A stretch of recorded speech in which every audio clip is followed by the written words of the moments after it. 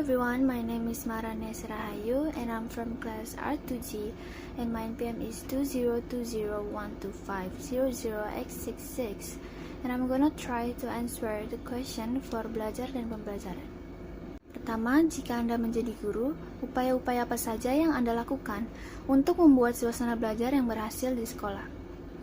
Pertama-tama, saya akan mencoba untuk mengobservasi kelas agar dapat sedikit memahami perilaku peserta didik, lalu kemudian membuat suasana belajar yang sesuai dengan suasana kelas.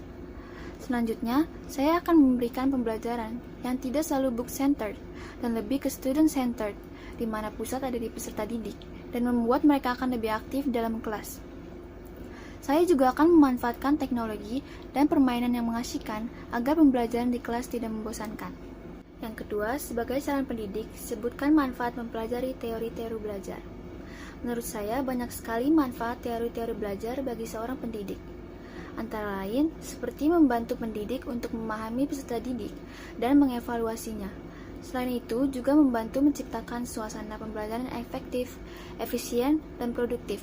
Terakhir, teori-teori belajar dapat membantu pendidik dan peserta didik mencapai hasil dari pembelajaran dengan maksimal.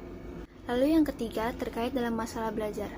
Temukan masalah-masalah dalam belajar yang dialami oleh siswa di sekitarmu dan berikan pendapatmu mengenai solusi untuk mengatasi masalah tersebut. Saya akan mengambil contoh dari keluarga saya sendiri, yaitu adik saya.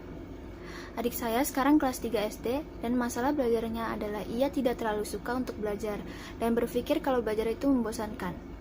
Ia lebih memilih bermain dengan handphonenya. Adik saya juga sulit untuk fokus dalam pembelajaran, apalagi dalam sistem offline class sekarang ini. Menurut saya, solusinya adalah dengan membatasi waktu bermain handphone adik saya, terutama dalam jam pembelajaran, kecuali untuk belajar. Lalu juga karena adik saya suka menonton dan bermain game, memberikan pembelajaran di luar dari yang ia dapat dari sekolah, menggunakan metode yang mirip saat dia sedang menonton atau bermain game agar dia tidak merasa bosan. Yang keempat, apa saja cara belajar efektif menurut kamu?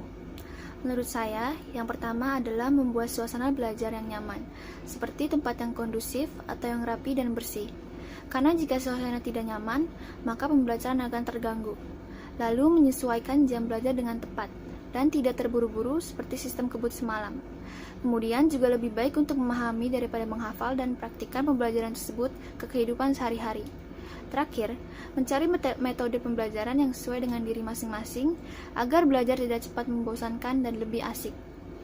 Lalu yang kelima, gaya belajar apakah yang Anda miliki?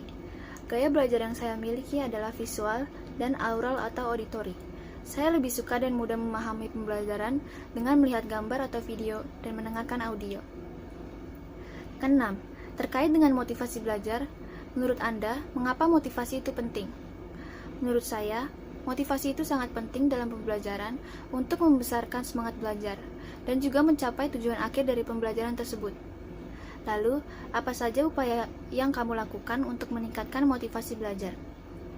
Saya akan memulai dengan memasang target pada diri sendiri, seperti cita-cita atau keinginan yang saya akan lakukan ketika saya sudah mencapai hasil akhir belajar. Saya juga akan menyesuaikan metode belajar dengan diri saya sendiri agar saya tetap semangat dalam melakukan pembelajaran. Lalu yang ke-8, menghadapi era industri teknologi ke abad 21, apa pengalaman pembelajaran baru yang dapat Anda dapatkan atau terapkan untuk meningkatkan keterampilan Anda? Saya mendapatkan dan menerapkan cara untuk memanfaatkan teknologi dalam pembelajaran yang saya lakukan sehari-hari, dan saya juga mendapatkan skill dan pengetahuan yang sebelumnya saya tidak ketahui. Terakhir, apa persoalan pendidikan yang selalu dialami guru dan siswa di Indonesia? Salah satu persoalan pendidikan yang selalu dialami oleh guru dan siswa adalah kurang memadainya fasilitas pendidikan. Lalu juga kurangnya bahan pendidikan masih menjadi persoalan pendidikan saat ini. Terakhir, banyak anak yang tidak dapat mengikuti pembelajaran dalam sekolah karena kurangnya dana pendidikan. I think that's all from me. Thank you for watching and have a nice day.